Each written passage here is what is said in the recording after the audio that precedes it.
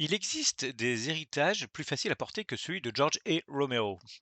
Être la fille de l'homme qui n'a pas seulement réalisé quelques grands films de zombies, mais qui a pratiquement inventé la grammaire moderne du mort-vivant, revient à ouvrir un restaurant lorsque son père a découvert le feu. Tina Romero aurait pu choisir n'importe quel sujet pour son premier long métrage. Elle décide pourtant d'affronter directement le caveau familial jusque dans le titre Queens of the Dead. L'audace est indéniable, le résultat beaucoup moins. Le principe est pourtant alléchant. Une soirée organisée dans un entrepôt de Brooklyn tourne à la catastrophe lorsqu'une invasion de zombies oblige drag queens, artistes, club kids et organisateurs dépassés et autres créatures nocturnes à mettre leur querelle de côté pour survivre. Tina Romero connaît ce milieu pour avoir travaillé comme DJ dans les clubs queer new-yorkais. Elle affirme d'ailleurs avoir trouvé l'idée du film en envoyant une pancarte demandant quand la communauté queer cesserait de se dévorer elle-même. Le scénario, co-signé avec Erin Judges, transforme donc cette formule en métaphore littérale. Tandis que les morts mangent les vivants ont déjà commencé à s'entre-dévorer socialement. Le projet fut développé pendant plusieurs années et avait reçu l'approbation de George Romero avant sa mort en 2017. Tina Romero ne s'empare donc pas clandestinement du caveau paternel, elle en possède la clé symbolique. Mais posséder la clé ne garantit pas de savoir quoi faire une fois la porte ouverte. Le problème de Queens of the Dead n'est évidemment pas la présence de drag queen. Ce serait même plutôt son meilleur argument. Le cinéma fantastique a toujours accueilli les identités marginales, les corps transformés, les êtres qui refusent de rester dans la case biologique ou sociale qu'on leur avait assignée. Le drag et le cinéma d'horreur partagent depuis longtemps le goût du masque, de la métamorphose, de la performance et du corps reconstruit. On pourrait remonter à The Rocky Horror Picture Show, où le genre sexuel et le genre cinématographique explosent simultanément. À Pink Flamingos, dans lequel John Waters transforme la marginalité en attentat esthétique, à Priscilla, folle du désert, capable de faire surgir la mélancolie derrière les plumes, ou plus radicalement à Funeral Parade of Roses de Toshio Matsumoto, dont la modernité visuelle n'avait pas besoin de clignoter constamment pour affirmer la vitalité de ses personnages. Même Paris is Burning, documentaire et non-fiction horrifique, comprenait que le flamboyant ne prend sa véritable force qu'au contact de la précarité, de la solitude et du désir d'exister. Or, Queens of the Dead semble persuader qu'une représentation queer doit nécessairement s'accompagner d'une mise en scène surexcitée. Les couleurs sont agressives, les dialogues cherchent continuellement la réplique assassine, les personnages entrent dans le cadre comme s'ils participaient tous à leur propre bande-annonce, et le montage redoute le silence comme un zombie redoute le second coup porté à la tête. Le film ne laisse presque jamais ses personnages cesser de performer. C'est là que son énergie devient paradoxalement uniforme. Lorsqu'un film est constamment hystérique, plus rien ne l'est vraiment. À force de monter chaque curseur jusqu'au maximum, couleurs, musique, mimique, vannes, cris, costumes, gore, Tina Romero obtient moins une explosion qu'un fond sonore. Le spectateur finit par ne plus distinguer l'événement du remplissage, le caractère de la caricature, l'expression de la gesticulation. Le problème n'est donc pas que le film soit camp, le camp est un art extrêmement précis, il suppose une maîtrise du décalage, une conscience aiguë de l'artifice et souvent une gravité secrète sous l'excès. Chez Douglas Sirk, les couleurs flamboyantes emprisonnent les personnages. Chez John Waters, le mauvais goût devient une arme politique. Chez Paul Morisset ou Andy Warhol, la pause et l'ennui produisent une étrange vérité des corps. Même la vulgarité très organisée d'un Family Trouble possède sa syntaxe. Dans Queen of the Dead, le camp ressemble trop souvent à une simple accumulation de signes, du fluo, des paillettes, quelques accessoires détournés en armes, des insultes affectueuses et des morts vivants maquillés pour l'occasion. Le film affiche le camp sans toujours en posséder la cruauté, la tristesse ou le sens du rythme. Tina Romero connaît manifestement l'atmosphère des clubs. Elle en saisit les conflits d'ego, la fatigue cachée sous l'exubérance, la solidarité constamment menacée par la concurrence, l'impératif de donner le spectacle alors même que tout s'effondre en coulisses. Le personnage de Dre, organisatrice de soirée, incarnée par Cathy O'Brien, fonctionne d'ailleurs assez bien comme sorte de gravité. Elle appartient à cette catégorie de personnages qui doivent résoudre les problèmes de tout le monde tandis que personne ne songe à lui demander si elle va bien.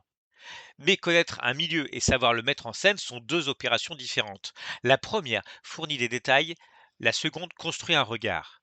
Le film adopte très tôt une logique chorale. Jackass Pivet, Dina West, Thomas Matos, Jack Haven, Marguerite Shaw, Dominic Jackson, Cheyenne Jackson, Ricky Lindom et quelques autres composent une distribution abondante à laquelle s'ajoutent des apparitions destinées aux amateurs de l'univers romérien, notamment Tom Savini et Galen Ross. Cette profusion devrait produire du mouvement, des alliances imprévues, des changements de perspective. Elle produit surtout de l'encombrement. Tina Romero semble aimer sincèrement tous ses personnages, mais cet amour l'empêche parfois de les hiérarchiser. Chacun doit avoir son moment, sa réplique, sa posture et son petit signe de reconnaissance. Le film ressemble alors à une soirée où tous les invités sont convaincus d'être la personne la plus intéressante de la pièce. Certains le sont peut-être, encore faudrait-il que la caméra choisisse. La mise en scène manque précisément de cette autorité, décider qui regarder, combien de temps et pourquoi. Les personnages apparaissent moins comme des êtres découvrant une apocalypse que comme des numéros attendant leur tour. La menace zombie devient un prétexte permettant à la troupe de déployer son catalogue de réactions. Un bon film choral ne distribue pas équitablement l'attention, il organise sa circulation. Robert Altman savait transformer la foule en musique. Edgar Wright, dans Shaun of the Dead, faisait de chaque personnage une note comique avant de lui restituer brutalement sa mortalité.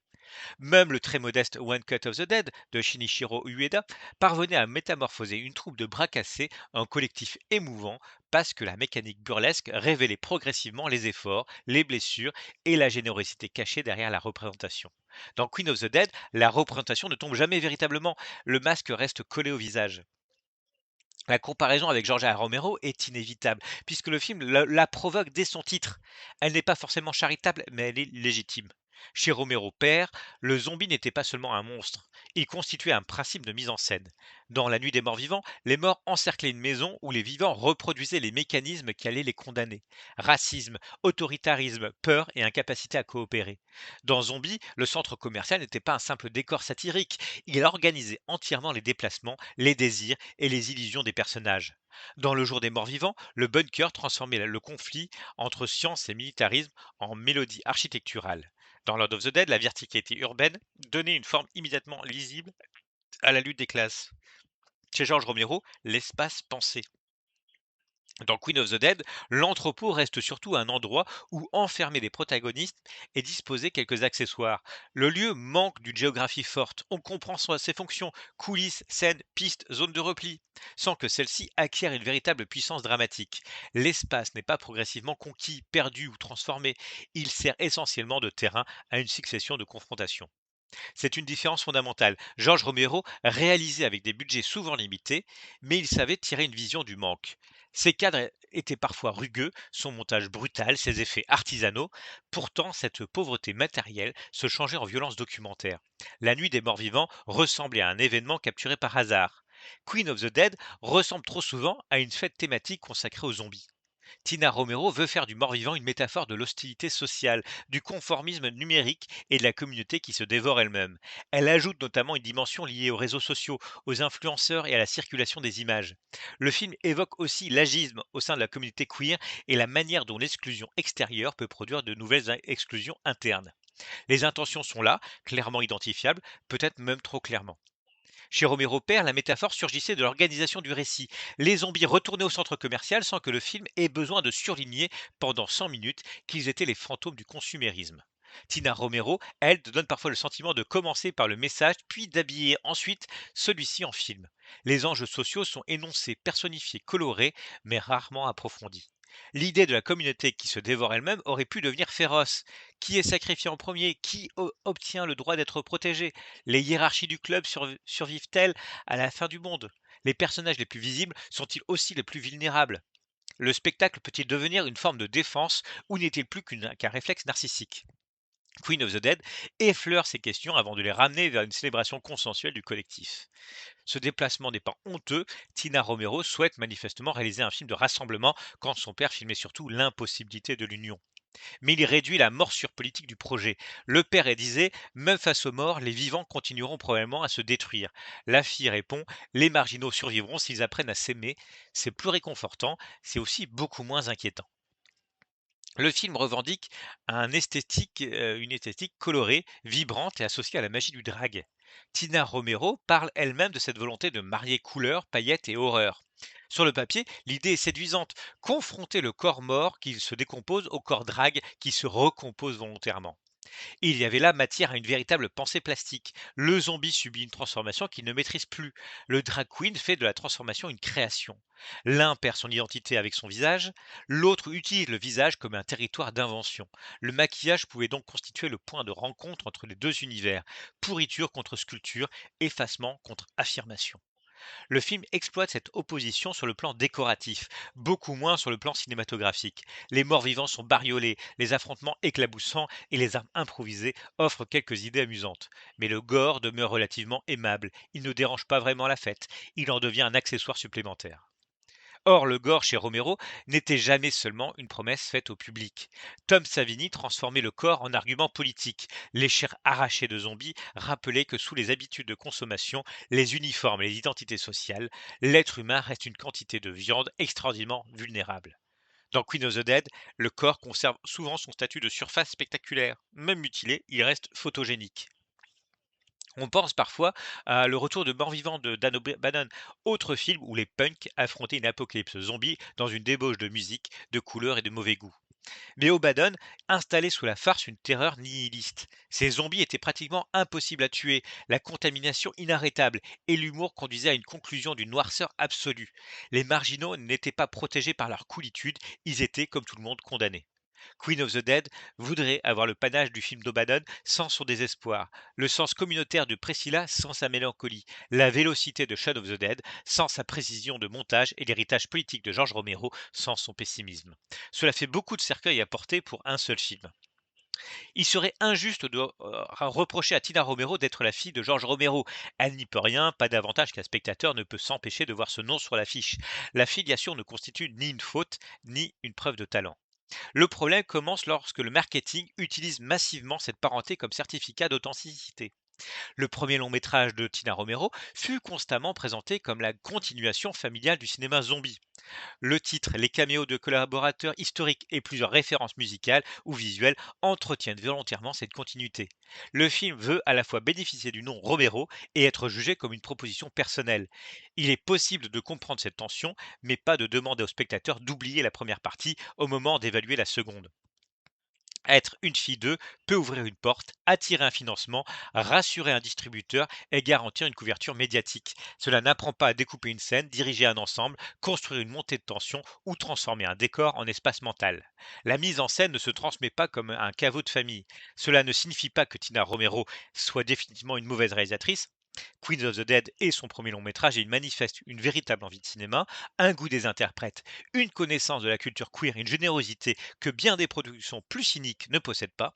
Le film n'a rien d'un produit opportuniste fabriqué par quelqu'un qui regarderait son sujet de l'extérieur.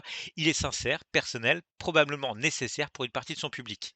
Mais la sincérité n'est pas une compétence technique. Tina Romero paraît plus à l'aise avec l'idée générale d'une scène qu'avec sa progression interne. Elle sait quelle couleur, quelle attitude et quelle énergie elle souhaite obtenir. Elle maîtrise moins bien la durée, le suspense et la variation. Elle compose des moments destinés à provoquer une réaction immédiate sans toujours construire ce qui pourrait leur donner une résonance. Ce défaut est particulièrement visible dans les séquences comiques. Les interprètes en font beaucoup parce que le découpage ne crée pas suffisamment la drôlerie. Le film réclame l'hilarité au lieu de l'organiser. L'hystérie devient alors un cache-misère de la mise en scène. Quand le cadre ne produit pas assez de tension, quelqu'un crie. Quand la scène ne trouve pas son rythme, une nouvelle réplique arrive. Quand l'émotion menace de s'installer, une plaisanterie vient rassurer le film sur sa propre exubérance. La question n'est donc pas Tina Romero mérite-t-elle de réaliser parce qu'elle est la fille de George Romero? Évidemment que non. La question serait plutôt que restait-il de Queen of the Dead si l'on retire le nom Romero de l'affiche? Une comédie horrifique, queer, sympathique, bruyante, affectueuse, parfois drôle et visuellement acidulée, mais dramatiquement fragile et formellement assez banale. Ce n'est pas rien, ce n'est simplement pas la révolution annoncée. Le film a pourtant reçu un accueil critique globalement favorable et remporté le prix du public dans la catégorie narrative au Festival de Tribeca. Le décalage entre l'adhésion critique et des réactions publiques plus partagées est intéressant. Queen of the Dead affichait encore 84% d'avis critiques favorables contre 61% du côté des spectateurs recensés par Rotten Tomatoes. Ces chiffres ne constituent évidemment pas une vérité esthétique, mais ils montrent que son énergie inclusive et son importance représentative ont peut-être davantage convaincu certains critiques que sa mécanique de cinéma. C'est le piège contemporain du film important. Parce qu'une œuvre donne enfin le premier rôle à des personnages rarement placés au centre d'un récit de genre, la critique hésite parfois à demander si elle les filme réellement bien. Comme si émettre des réserves esthétiques revenait à attaquer la représentation elle-même. Mais les personnages queer méritent mieux que l'indulgence, ils méritent la même exigence critique que tous les autres. Considérer Queen of the Dead comme automatiquement réussi parce qu'il est inclusif reviendrait presque à réduire ces personnages à leur fonction symbolique. Or, ils devraient avoir le droit d'appartenir à un grand film, à un film raté, à un chef-d'œuvre, à un AV, à une œuvre complexe ou à une série B médiocre sans que leur présence serve de bouclier critique. On peut donc saluer ce que le film représente sans surestimer ce qu'il accomplit. Queens of the Dead est un film attachant dans ses intentions et épuisant dans son exécution. Il veut célébrer une communauté, honorer un père, actualiser le zombie politique, dynamiter les codes du genre et offrir à ses interprètes une grande scène couverte de sang et de paillettes. Cette générosité est réelle, elle est aussi son principal défaut. Tina Romero refuse presque toujours de choisir. Tout doit être drôle, émouvant, coloré, subversif, référentiel, festif et sanglant au même instant. Faute de hiérarchie, les effets s'annulent. Le film confond souvent vitesse et rythme, agitation et énergie, surcharge et invention. Il croit alors que la personnalité d'un plan dépend du nombre de couleurs qu'on y place. Surtout, il oublie qu'un film consacré aux artistes du drag aurait pu être beaucoup plus qu'une comédie bruyante. Le drag n'est pas seulement l'exubérance, c'est aussi l'attente en coulisses, la fabrication minutieuse d'une apparence, la peur du regard extérieur, la violence du retour à la rue. La fatigue après le spectacle est le moment silencieux où l'on retire son visage devant un miroir. Un cinéaste attentif aurait pu faire dialoguer ces instants avec la lente disparition de l'identité chez les morts vivants. Tida Romero préfère la fête, c'est son droit, mais une fête filmée n'est pas nécessairement une mise en scène de la fête. George A. Romero filmait des zombies pour observer ce qui restait de l'humanité lorsque les institutions, les certitudes et les barrières sociales s'écroulaient. Tina Romero les utilise afin que ses personnages apprennent à faire communauté. Ce renversement possède sa cohérence et même une certaine beauté. Pourtant, à force de vouloir prouver que tout ce petit monde est vivant, Queen of the Dead finit curieusement par ressembler à ces créatures. Il avance bruyamment, agile les bras, exhibe ses couleurs, mais donne parfois l'impression que quelque chose d'essentiel manque derrière le maquillage. Être la fille de George Romero permet peut-être d'entrer plus facilement dans le royaume des morts. Cela ne suffit pas à les faire vivre au cinéma.